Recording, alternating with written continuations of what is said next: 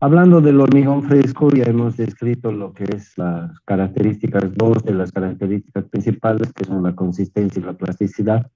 Y nos tocaría hablar de la trabajabilidad, que es la tercera característica. Eh, Recordando un poquito la consistencia, se asocia al asentamiento del hormigón, que es una manera de medir un delta H que a su vez nos da le da un sentido cuantitativo, numérico, a lo que interpretamos que es la consistencia, el grado de fluidez del hormigón. Tiene mucha importancia porque es clave para que sea un mejor o peor moldeo según las condiciones. La plasticidad es un poquito más cualitativa, no tiene una forma de medir, solamente se la aprecia más plástico, menos plástico, poco plástico, nada plástico, ¿no? Solamente se lo aprecia y se lo asocia con las necesidades que puede tener un determinado caso respecto a lo difícil o lo fácil que puede ser el moldeo propiamente dicho. La trabajabilidad es parecida a la plasticidad, pero no se refiere solo al moldeo, a las características de la forma y la textura del objeto, sino que la trabajabilidad se refiere a todo el proceso de trabajo con el hormigón fresco. Repasemos ese proceso. Mezclamos el hormigón, descargamos o cargamos, descargamos y cargamos, ¿no es cierto? Sale de la mezcladora, entra en otros recipientes, hay distintos casos, algunas veces sencillos, otras veces complicados, y llevamos el hormigón hasta su destino, que es el lugar donde lo vamos a moldear. Una vez que llegamos al lugar donde lo vamos a moldear, colocamos el hormigón, consolidamos el hormigón y acabamos el hormigón. O sea que es una serie de actividades, una cadena de actividades que implican determinado esfuerzo, ¿correcto? No es que lo hacemos con una varita mágica y el hormigón solito hace todo eso, sino que tenemos que físicamente realizar todas estas tareas. Para realizar todas estas tareas utilizamos mano de obra, utilizamos equipos, utilizamos esfuerzo, tardamos determinado tiempo, el tiempo cuesta dinero, pagamos por ese tiempo. Entonces, la trabajabilidad es el rol que juega el material, en este caso el hormigón, en todo este proceso de manipulación que hacemos con él para obtener un resultado determinado. A eso se le llama trabajabilidad del hormigón. O sea, ¿qué papel juega el hormigón en todo este proceso? Por supuesto, para que el esfuerzo sea menor, el costo sea menor, el tiempo sea menor y el resultado sea mejor, influyen muchos factores. Influye la calidad del encofrado, el clima, las condiciones de trabajo, si es un trabajo peligroso, si es un trabajo cómodo, el estado de ánimo de la gente que está trabajando, la calidad de la mano de obra, la calidad de los equipos que utilizamos, la calidad de la mezcladora, la calidad de los vibradores, la calidad de las carretillas, la calidad de la bomba, la calidad de las personas que están trabajando ahí, las condiciones de trabajo. Todo eso implica mayor o menor esfuerzo, ¿verdad? Para cumplir un determinado objeto. Y obviamente que también tiene que ver el objeto, ¿no? Si es un objeto difícil, complicado, o si es un objeto sencillo y fácil de hacer. Todos estos factores tienen que ver con la sumatoria de los esfuerzos, que al final es un esfuerzo total, un costo total que va a resultar de todo este proceso. En toda esta serie de cosas que he ido mencionando, no he mencionado el material, que es el propio hormigón. Entonces, al papel, al rol que juega el hormigón como material que lo estamos tratando en todo este proceso, a eso se le llama trabajabilidad del hormigón. ¿Qué tan trabajable es el hormigón en sí mismo, no? Un hormigón muy trabajable es un hormigón que se deja mezclar, se deja cargar, se deja descargar, se deja transportar, se deja colocar, se deja consolidar y se deja acabar más fácilmente que un hormigón real que no se deja mezclar, que nos cuesta mucho mezclar, que nos cuesta mucho transportar, que nos cuesta mucho cargar, que nos cuesta mucho acabar para abreviar un poquito. ¿Se dan cuenta, no? Entonces el material también juega un papel en esto y es función del ingeniero lograr que el hormigón sea lo más trabajable posible, que nos ayude en las tareas que estamos persiguiendo. Y por supuesto que todas estas tareas se realizan en el estado fresco, ¿no es cierto? Entonces, este es un llamado La trabajabilidad es un llamado al ingeniero para que se preocupe un poco de todos estos aspectos, para que al final tenga menos esfuerzo, menos potencia de equipos, menos gente, puede ser en número, en calidad o en cantidad, menos tiempo, menos dinero, ¿no? Para hacer obtener un mismo buen resultado. No estamos hablando de hacer peor las cosas, estamos hablando de hacerlas más bien lo mejor posible y lo más eficientemente posible. A este factor que cumple el material le llamamos trabajabilidad. No se puede medir directamente porque además está involucrado en todas las actividades. Es muy difícil decir, hemos gastado $450 por cubo de hormigón en hacer esto, transportar, cargar, bla, y decir, esta parte le toca al hormigón, ¿no? Es difícil. De los $450, la trabajabilidad del hormigón nos ha ahorrado $2.5. No se puede llegar a ese extremo de identificar con claridad lo que es la trabajabilidad y menos cuantificarla. Pero lo que sí podemos hacer es no negar que existe, ¿no? Porque dentro de las tareas que el ingeniero tiene que hacer, igual que cualquier persona, cuando hace alguna cosa, es una de las cosas de las que se tiene que preocupar. ¿Ok? Entonces, si nos preguntamos, si aceptamos que es importante y nos preguntamos cómo podemos ver o hacer que la trabajabilidad sea mayor, bueno, el primer factor es el agua, ¿no? La relación entre agua y sólidos, que nuevamente nos determina el grado de fluidez, la plasticidad del hormigón, y obviamente un hormigón más fluido y un hormigón más plástico será más fácil de trabajar, ¿no es cierto?, que un hormigón seco o un hormigón poco plástico, ¿no es cierto? Entonces, por eso dije en algún momento, la trabajabilidad es hermana de la plasticidad y de la consistencia. Es un primer factor. Un segundo factor, y aquí importante, son los agregados. Hasta ahora no hemos hablado de los agregados, sino solamente como invitados, pero en este momento sí tiene importancia lo que conocemos como granulometría de los agregados, que no es otra cosa que un ordenamiento de los tamaños. ¿Y por qué nos preocupamos de que existe una cierta granulometría en los agregados que usamos en el hormigón? Porque seguramente alguien se dio cuenta que si no nos preocupamos de eso, los resultados físicos en el hormigón resultante no van a ser los mismos. Y de hecho esto es cierto. Entonces, para abreviar, el hecho de buscar qué es una buena granulometría, ¿por qué le llamamos buena a una y malas a otras? ¿Por qué? ¿Qué diferencia una buena de una no tan buena? ¿Qué es la diferencia? Hay dos factores que se buscan con las granulometrías, ¿sí? Óptimas. El primero es ocupar la mayor cantidad de espacios posible con la piedra, ¿sí? Es decir, dejar la menor cantidad de vacíos posible para que esos espacios sean ocupados por la pasta de cemento. Entonces, obviamente, si los granos son del mismo tamaño, los espacios van a ser también grandes entre grano y grano. Pero si usamos granos de diferentes tamaños, los granos medianos van a ocupar los espacios que dejan los granos grandes, los granos chicos van a ocupar los espacios que dejan los granos medianos y así sucesivamente se hace una cadena donde todos los granos tienen su espacio y los espacios entre los granos son cada vez menores. Entonces, eso es lo que busca un ordenamiento de granos, una granulometría en primera instancia. En segunda instancia, ese mismo ordenamiento que se busca y la multiplicidad de tamaños como presencia en un conjunto de tamaños de granos, tiene como objeto facilitar el movimiento de los granos. Si nos imaginamos dos piedras del mismo tamaño, yo quiero mover una en sentido contrario a la otra, se van a oponer, ¿no? Se van a oponer ambas. Pero si yo pongo una piedrita chiquita al lado de esta y quiero mover, ¿no? Va a rodar.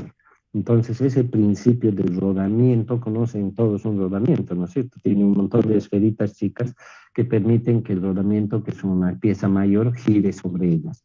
Entonces, ese es el segundo objeto, que es facilitar la trabajabilidad de los agregados. Los agregados, igualmente, como el hormigón, no igualmente, pero de forma similar, digamos, al hormigón, los agregados en una chancadora, imaginémonos, se procesan, se mezclan, se cargan, se descargan, se transportan, se descargan, se meten a la mezcladora, etcétera. También tienen su proceso de manipulación y ese proceso puede ser más caro, menos caro, más fácil, menos fácil, más costoso, menos costoso, ¿no? Ya dije caro o no. Entonces, a todo ese conjunto de factores que se suman para definir un costo, la parte que le toca a los agregados se llama trabajabilidad de los agregados. Un agregado trabajable va a ser un hormigón más trabajable que un agregado no trabajable. Por eso es muy importante la trabajabilidad de los agregados y esta se logra, para que no tengamos que estar investigando, se logra simplemente a través de una granulometría buena. Ok, entonces el objeto de tener una granometría buena para un hormigón es de dos tipos: uno económico, para utilizar la menor proporción de pasta posible, dejando menos espacios, y el otro objetivo es que el agregado sea trabajable para que el hormigón sea trabajable. Obviamente no funcionan solos, funcionan también en combinación con la fluidez de la pasta y la plasticidad.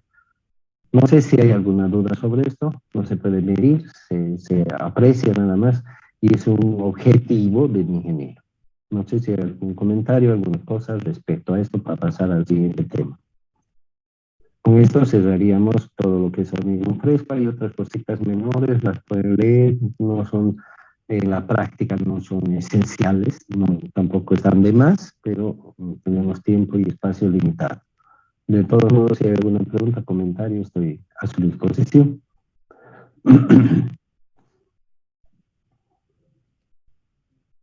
Diera una consulta, los temas que usted está explicando, ¿los va a pasar al grupo? Tendría que preguntarles a sus compañeros que están más familiarizados que usted en el asunto. Estamos hablando del tema 4 ya y no sé qué harán con los anteriores, si no ni los han mirado. Ya lo mandó, compañero, por si acaso. Ya está en el grupo. Oye, gracias, va a disculpar, es que recién la hice, ¿no?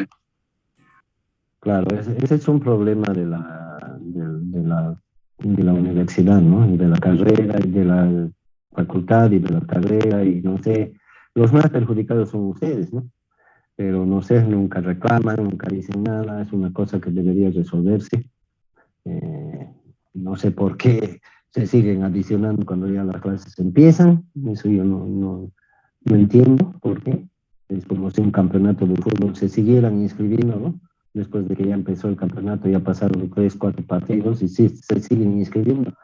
Yo no entiendo esa lógica y parece que piensan los que se inscriben recién que tiene que empezar de nuevo porque ellos están llegando recién. No sé dónde está el error, creo que es colectivo, ¿no?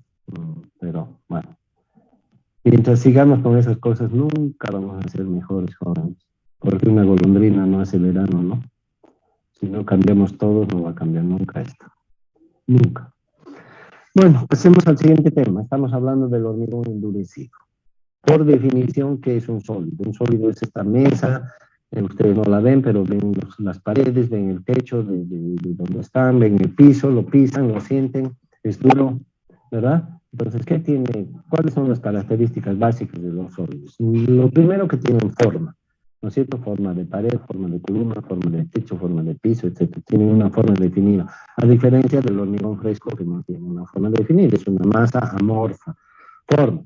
Si tienen forma, tienen dimensiones: largo, ancho, espesor, altura, etc. ¿No es cierto? Dimensiones, esa es la segunda característica. La tercera, que tienen un cierto grado de resistencia u oposición a que se les deforme, a diferencia del hormigón fresco, que lo podemos moldear. ¿Qué quiere decir moldear? Darle otra forma, ¿no? Cambiarle de forma. En cambio, un sólido no podemos cambiar de forma fácilmente. Si hacemos un esfuerzo grande, tal vez, y corremos el riesgo además de dañarlo, ¿no es cierto?, al cambiar de forma, porque el material no se presta para eso. Esas son las tres características básicas de los sólidos, entre otras, y todos los sólidos las cumplen en determinada medida. Entrando en detalle, vamos a decir que las dimensiones de los sólidos no son fijas. Parecen fijas, pero no lo son, ¿verdad? Porque están sujetas a cambios dimensionales, que se llaman, y que son causados de tres maneras, digamos: los cambios de temperatura, los cambios de humedad y cuando forzamos un cambio dimensional. Cuando estiramos algo, lo estamos forzando y lo estamos alargando, estamos cambiando su dimensión. Entonces, Si descartamos el tercer factor, si lo descartamos porque es un agente físico externo que está forzando ese cambio, sino que dejamos a los sólidos, a las estructuras que son sólidas, las dejamos en reposo en un ambiente X, no podemos evitar que estén expuestos a los cambios de temperatura y a los cambios de humedad, porque estos cambios existen en el propio ambiente. Y las estructuras en general, edificios, puentes, carreteras, etcétera, están expuestos al medio ambiente que les rodea, no siempre al aire, ¿no? Pueden estar en contacto con el suelo, contacto con el agua o con otras sustancias que tienen su propia temperatura. Cuando dos sustancias se juntan, la temperatura del uno tiende a pasar al otro y viceversa, ¿no es cierto? Hay un intercambio de temperaturas hasta que se estabilizan y ambos adquieren la misma temperatura. Entonces, lo mismo ocurre con las estructuras que están en contacto con el medio que les rodea. El medio que les rodea tiene una temperatura que tiende a pasar a la estructura del hormigón. Entonces, en el caso de las estructuras, edificios, puentes, pavimentos, etcétera, están expuestos al medio ambiente en primera instancia. Y el medio ambiente cambia de temperatura constantemente, ¿no es cierto? Esta mañana a las 6 de la mañana había una temperatura, ahora hay otra, a mediodía va a haber otra, en la tarde otra, en la noche otra. Los cambios de temperatura en el medio ambiente son permanentes, jóvenes, y estamos hablando de horas. Imagínense una estructura que dura 50 años, cuántos cambios de temperatura ha habido. De hecho, esas dimensiones, exagerando, están todo el tiempo aumentando, disminuyendo, todo el tiempo, de día y de noche, permanentemente las dimensiones. Si tuviéramos un aparato medidor de precisión y lo conectamos en una casa, en un extremo y en el otro, y tenemos una lectura, en el día tuviéramos probablemente 50 dimensiones distintas. Y eso estamos hablando de todos los elementos y en todas las dimensiones, ¿no? X y Z, altura, ancho, largo, etc. Entonces, esa es una realidad incontrastable que es la primera que tenemos que estudiar. Obviamente hay otras causas, también las vamos a estudiar, pero en primera instancia los cambios de temperatura. Cuando la temperatura aumenta, quiere decir cuando tenemos una temperatura inicial más baja que la final y en el periodo intermedio la temperatura va subiendo, el sólido va creciendo. Correcto, todos los sólidos sufren este fenómeno, pero unos más que otros. La característica del sólido, su comportamiento respecto a este fenómeno de cambios de temperatura, es relativa al propio material, o sea, es una propiedad del material. Hay materiales que cambian mucho, como los metales, por ejemplo, y hay materiales que cambian poco y se les llama aislantes porque tienen una respuesta contundente respecto a los cambios de temperatura y no se ven muy afectados, ¿no es cierto? Entonces existe una gran variedad. El hormigón como tal está dentro de estos materiales y se ve afectado por los cambios de temperatura. El parámetro que nos permite ver si un material cambia mucho, cambia poco, se llama coeficiente de dilatación térmica. Se lo conoce como alfa en la mayoría de los textos, en nuestro texto también está ahí, y es un valor fijo para cada material. Se lo mide en un laboratorio a través de una formulita que han debido ver. Y para fines de estudio, nosotros nos vamos a referir a una sola dimensión, pero en realidad hay que aclarar que los cambios dimensionales son volumétricos, ¿no? Son en las tres dimensiones, son espaciales. ¿Cómo podríamos entender mejor esto? Con una esfera, ¿no? Una esfera que cuando aumenta la temperatura, la esfera se hace más grande y cuando la temperatura disminuye se hace más chica. Así es más fácil de entender, ¿no? En cambio, en una casa que tiene largo, ancho, altura, columnas, gradas, todo es un poquito difícil entender el fenómeno espacial. Pero lo que sí se puede saber es que el cambio dimensional es proporcional a la dimensión. Si tenemos una esfera, la esfera cambia uniformemente, sigue siendo esfera, ya sea en agrandarse o en achicarse, cambia uniformemente. ¿Por qué? Porque tiene un diámetro constante en todo su perímetro, ¿no? En cambio, una columna, digamos, tiene un largo que es más grande que su ancho y probablemente más grande su ancho que su espesor. Entonces, una primera conclusión que se saca en los estudios es de que los cambios dimensionales son proporcionales a la dimensión del elemento. ¿Sí? Un elemento de mayor dimensión cambia, para un mismo cambio de temperatura, cambia más su dimensión que un elemento de pequeño tamaño. ¿Okay? Primera conclusión. Segunda conclusión Cuando los cambios de temperatura son grandes, los cambios dimensionales son grandes. Cuando los cambios de temperatura son chicos, los cambios dimensionales son chicos. Segunda conclusión. Tercera conclusión. Cuando los cambios de temperatura son de aumento de temperatura, los sólidos crecen. Cuando los cambios de temperatura son de disminución de temperatura, los sólidos se achican. Entonces, tercera conclusión.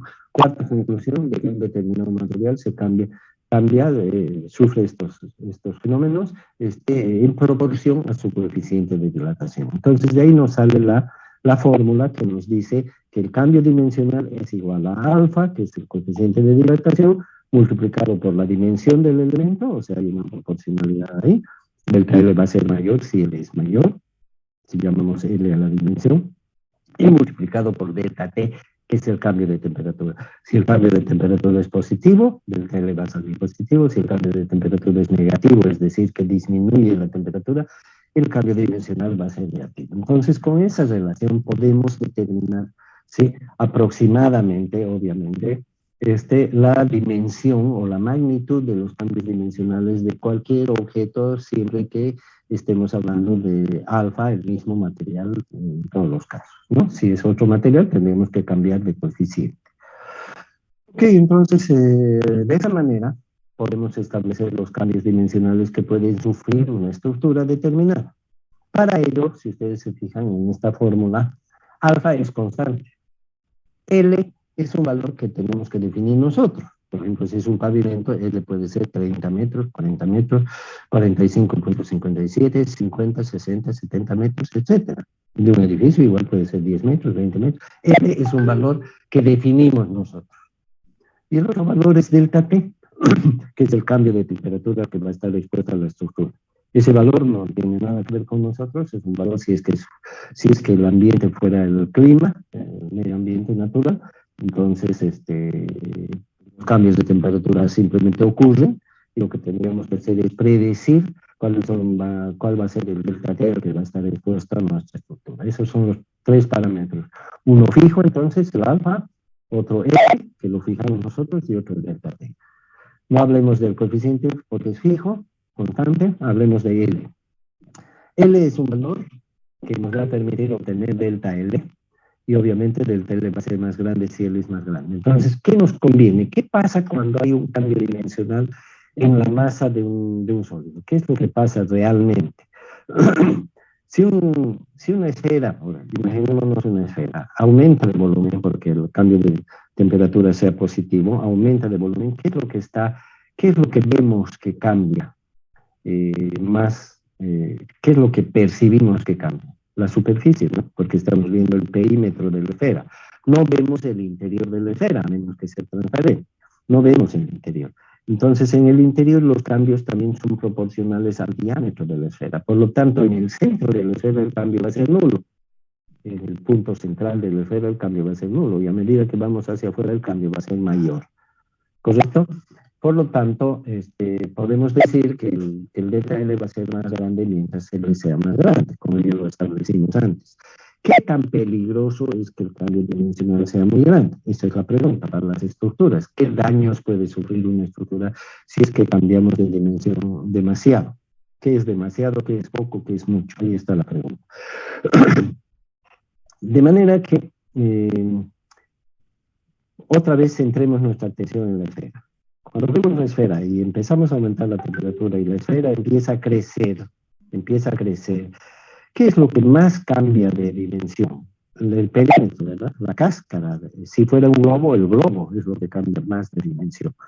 Y cuando cambia de dimensión, ¿qué es lo que está pasando? Con un punto de su masa, se está trasladando a otro lugar, ¿no es cierto? Estaba en este lugar y se traslada a otro lugar. ¿Por qué? Porque se está dilatando. Lo mismo pasa si se contrae. Hay un cambio de posición de las partículas, de cada partícula que forma ese sólido, hay un cambio de posición. En física nos enseñan que para que en la inercia, ¿no es cierto? Para que un cuerpo cambie de estado de reposo a móvil o de móvil a reposo, tiene que haber un esfuerzo. Entonces hay una causa.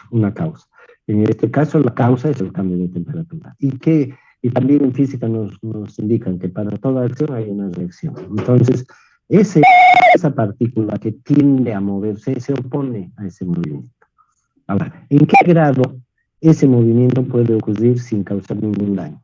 En el mismo grado que esa partícula lo tolera el cambio, ¿verdad? Se opone, pero finalmente cede. Y cuando pasa a la causa, vuelve a su posición original, porque a eso se llama elasticidad, por si acaso, ¿no? Va y vuelve, va y vuelve. ¿Qué capacidad tienen las partículas de los sólidos para hacer ese movimiento? Si el sólido es una goma, lo entendemos, ¿no? La goma la apretamos, la checamos porque tiene esa característica elástica. Pero en un sólido tan rígido como el hormigón, la pregunta es qué capacidad tiene nuestro hormigón para resistir sin dañarse esos cambios posicionales de sus partículas. Entonces, obviamente, si nos excedemos en querer estirarlo mucho, ese hormigón, en algún momento se puede romper, ¿verdad? Igual que una goma la podemos estirar harto, pero en algún momento se puede romper. ¿Cuándo se rompe? Cuando nos excedemos de su capacidad para estirarse, para cambiar o para agrandarse, por decirlo así. ¿Correcto? Entonces es importante que podamos fijar un límite para las estructuras de modo que podamos prever hasta dónde puede cambiar de dimensión sin dañarse. Ese L no está escrito, no hay una fórmula en ninguna parte, pero sí hay la experiencia, ¿verdad? Y hay un L para los pavimentos, hay un L para los edificios, hay distintas sugerencias o costumbres, podríamos llamarle, donde el ingeniero más o menos se basa en esos valores para las dimensiones de los edificios y de los pavimentos y de todas las estructuras. En los edificios, por ejemplo, 20 metros, entre 20 y 30 metros es una buena dimensión. En los pavimentos podemos llegar hasta los 60, 70, 80 metros, ¿sí? Estamos hablando de a lo largo. En los puentes generalmente está definido por las estructuras que vamos a usar entre pila y pila, se llaman pilas, ¿no es cierto?, en los puentes. Entonces, entre apoyo y apoyo están las juntas de dilatación. ¿Qué son las juntas de dilatación? Son espacios para permitir que el sólido se dilate. Por eso se llaman juntas de dilatación. ¿Qué son las juntas de dilatación? Son espacios libres para permitir que el sólido se expanda o se dilate libremente sin chocar con nada, porque imagínense si tiende a dilatarse un pedazo de 20 metros de un edificio y tiene al edificio vecino y al otro edificio pegados a él, no va a poder dilatarse, eso va a colapsar. Entonces, lo ideal, estoy hablando de edificios vecinos, sería que haya un pequeño espacio entre edificio y edificio, ¿no? Pero ¿qué pasa si es el mismo edificio y tiene 80 metros de tamaño? También conviene hacerle juntas, aunque no sea del vecino, entonces le hacemos una separación. A esa separación se le llama junta de dilatación. Hasta ahí, ¿hay alguna pregunta?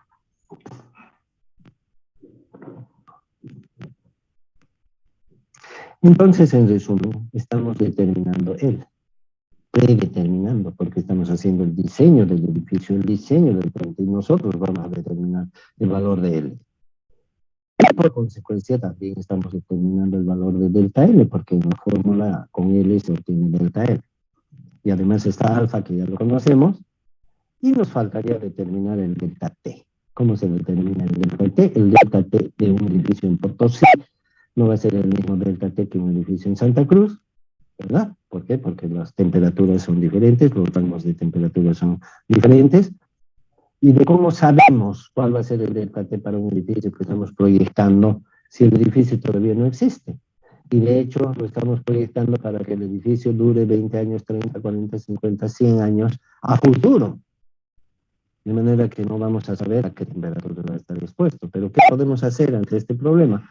Lo que se hace es valerse de las estadísticas de un periodo similar ya pasado. Por ejemplo, si vamos a proyectar un edificio para que dure 100 años, entonces podemos tomar en cuenta las estadísticas de los 100 últimos años, cuál ha sido la temperatura mayor y cuál ha sido la temperatura menor en esa estadística. Obviamente necesitamos los datos y suponer, hay muchas suposiciones aquí, ¿no? Suponer, en primer lugar, que los próximos 100 años va a ocurrir que lo mismo que en los 100 anteriores, cosa que no es una certeza, ¿no es cierto? Pero es una base, a nada mejor contar con algo. Primera conclusión, que no es muy certera. Segunda conclusión es que Estamos suponiendo que el delta T va a ser la diferencia entre la temperatura máxima y la temperatura mínima de ese periodo, cosa que tampoco es cierta, porque para que sea cierta tendríamos que construir un edificio justo en el momento de la temperatura menor para que el delta T sea máximo cuando ocurra la temperatura mayor, que no sabemos cuándo va a ocurrir ni si va a ocurrir tampoco. Entonces, segunda conclusión no muy certera. Tercera conclusión, suponiendo que podríamos fijar una temperatura de partida, suponiendo, cosa que ya no acabamos de decir que no es posible, pero suponiendo también es un error, porque cuando construimos un pavimento, un edificio, lo que sea, la temperatura inicial viene a ser la temperatura de partida de cada del hormigón, y el hormigón lo preparamos de mezcla en mezcla. Por ejemplo, para vaciar una losa de hormigón de un edificio que tiene 20 pisos, y estamos vaciando solamente la losa de uno de los pisos, siempre que sea razonablemente chico, lo hacemos todo el día. A las 7 de la mañana tienen una temperatura, las mezclas que estamos haciendo a las 10 de la mañana tienen una temperatura inicial, las que estamos haciendo a mediodía tienen otra temperatura inicial, a las 3 de la tarde tienen otra, etcétera. O sea que las temperaturas iniciales son variables.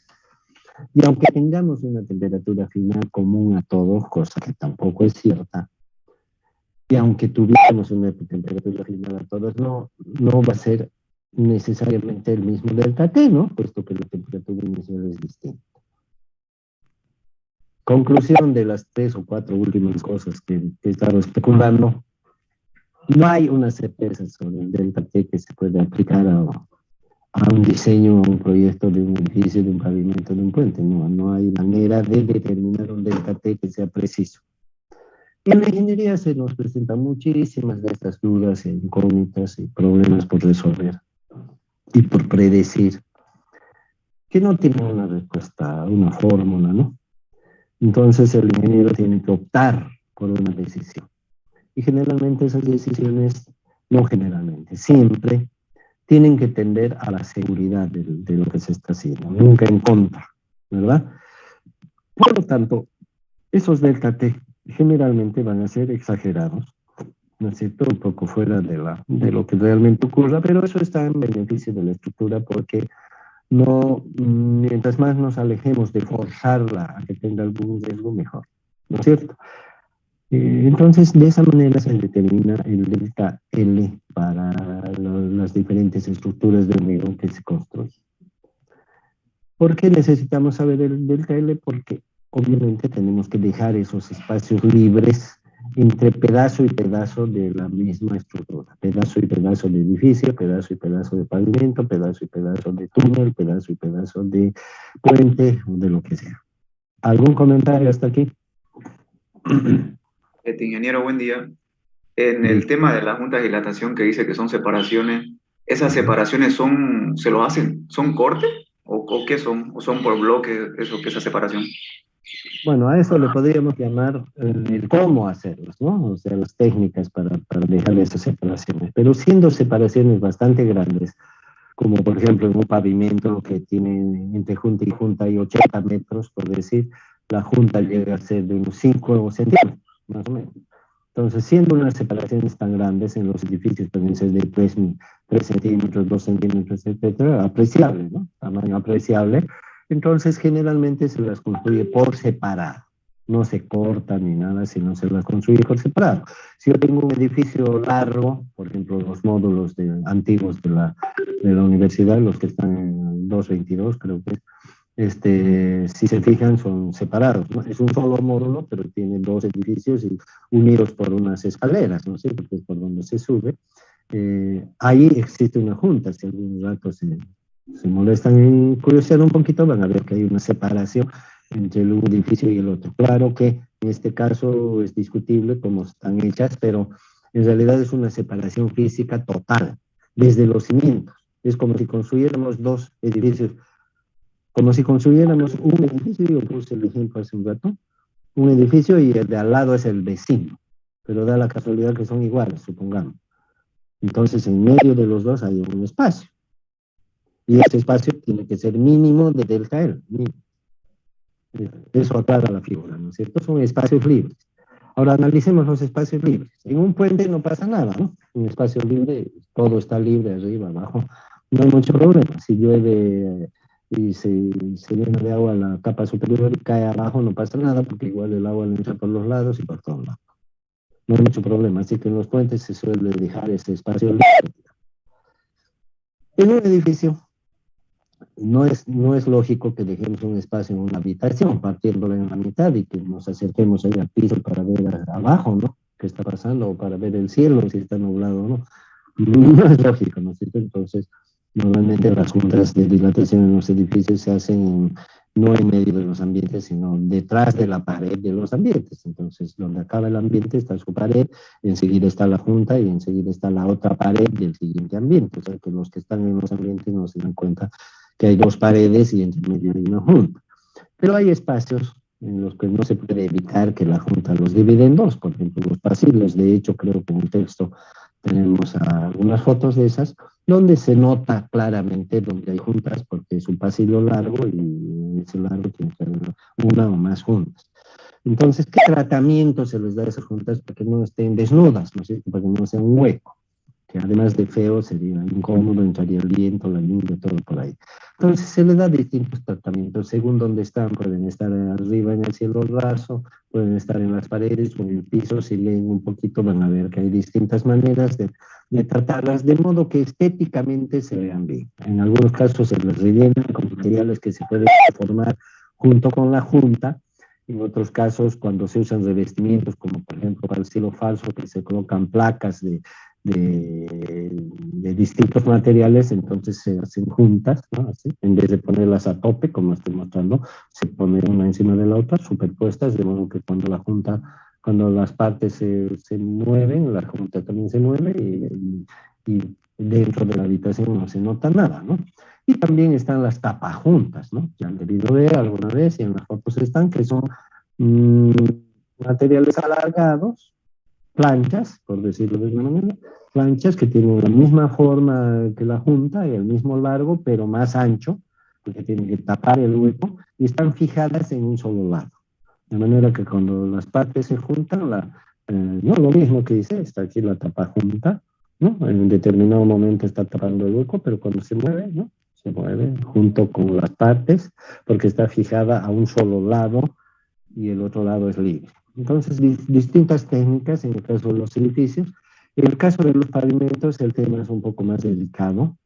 Voy a tener que alargar la sesión un poquito para terminar la explicación. Voy a ir preparando la invitación. Disculpen un poquito la interrupción porque no puedo hacer las dos cosas al mismo tiempo. Alargue.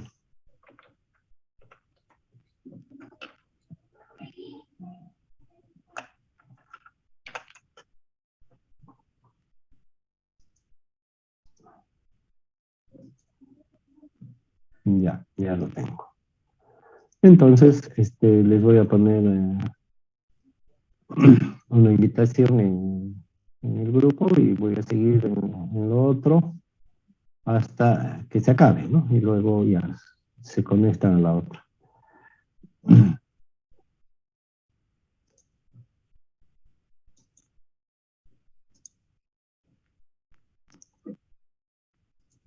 Ya lo tengo. Entonces, como decía, en el caso de los pavimentos es importante que lo hablemos con calma porque un pavimento es solamente una protección para el suelo, que es el suelo el que recibe las cargas de los vehículos o de los aviones en el caso de los aeropuertos o de las pistas, ¿no? Entonces, es muy importante que a través de la junta no entre agua, por ejemplo, y los pavimentos siempre están a la intemperie, hay lluvia, nieve, granizo, etcétera, entra agua, entran bichos, entra suciedad, entra basura, tierra.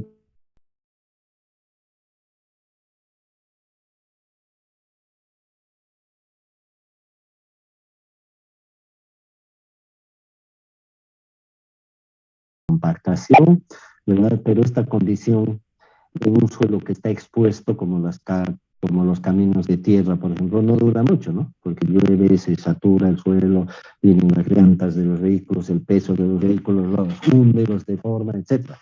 En cambio, en una carretera pavimentada se supone que el suelo ha recibido el tratamiento adecuado y una vez que tiene tratamiento adecuado, la idea es mantener esa condición, qué sé yo, por decir una palabra, eternamente, ¿no? Y para eso se toman varias medidas, como por ejemplo proteger la superficie, ¿no es cierto?, para que los vehículos no le hagan daño y además aislarlo del ambiente, de la lluvia y de todo con el pavimento. Y obviamente el pavimento no tiene que tener aberturas, ¿no?, por donde entre agua o entre cualquier otra cosa. Entonces toda la superficie tiene que estar bien protegida, cosa que ustedes si le pegan una miradita a nuestras calles van a ver que no es tan así. Por lo tanto, nuestro pavimento se deteriora muy rápidamente, por eso se raja, se parte, se hunde por aquí, por allá, y no solamente porque no es de buena calidad, sino porque además las juntas no están bien elaboradas.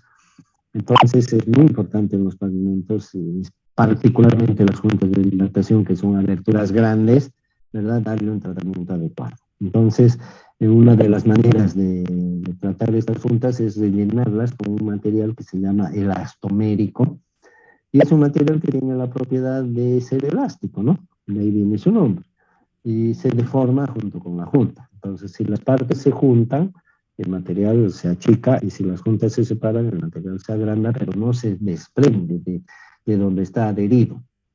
Entonces, esa cualidad no es alquitrán, por si acaso, ¿no? Es un material especial, hay que pagar por él, los materiales industriales que se preparan específicamente para este fin, tienen alta calidad. La mayor cualidad que tiene que tener este material, además de su comportamiento elástico, es soportar la intemperie, ¿no? Porque ahí le da el sol, le da la lluvia, le da el frío, los cambios de temperatura, etcétera. Y no como el alquitrán, que de buenas a primeras se sale, hasta se pega en los zapatos de las damas que están pasando por ahí, no sé, es un desastre completo en nuestro medio. Muchas veces lo rellenan de alquitrán de la peor calidad más encima, y mal rellenado. Saquen una fotito cuando pasen por ahí, muéstrenos a todos y van a ver que lo que estoy diciendo es cierto. Entonces, como estos materiales son caros y la junta es grande, imaginémonos una carretera estándar, tiene 14 metros de ancho, si tiene un carril de ida y otro de vuelta. Una calle que tenga 7 metros de ancho la calzada, y el pavimento que tenga 20 centímetros, 7 metros por 0,20, tenemos 1,40 metros cúbicos de relleno que tendríamos que usar para tapar la junta. Si es que fuera de 5 centímetros, bueno, hay que hacer la multiplicación de 5 centímetros de espesor. Habría que hacer la multiplicación para saber cuánto material tenemos que usar para rellenar. Entonces, para aliviar esto, se han inventado un montón de artefactos y accesorios, de modo que sin afectar el comportamiento de la junta ocupen la mayor parte del volumen de la misma. Sí, por ejemplo, por decir algo fácil, una esponja, ¿no? Entonces, desde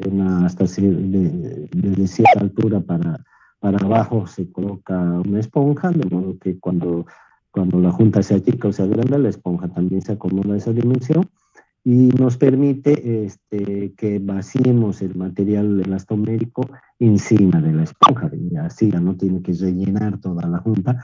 Son tratamientos que se dan. Obviamente necesita mantenimiento y necesita reparaciones eventuales, ¿no?, de vez en cuando. No son eternos, como quisiéramos, pero para eso están los ingenieros, ¿no es cierto? Ese es el tratamiento de las juntas de dilatación en los edificios, en los puentes, en las carreteras. ¿Alguna pregunta?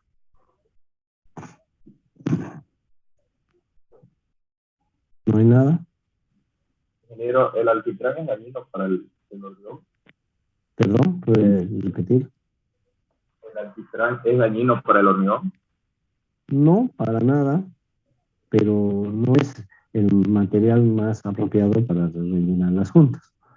El alquitrán es un desecho industrial. Puede tener ciertas aplicaciones, evidentemente, pero no es el material ideal para rellenar una junta de pavimento. Gracias. ¿Alguna otra curiosidad, jóvenes? Bueno, si no hay nada, entonces lo acabamos ahí. Gracias, joven.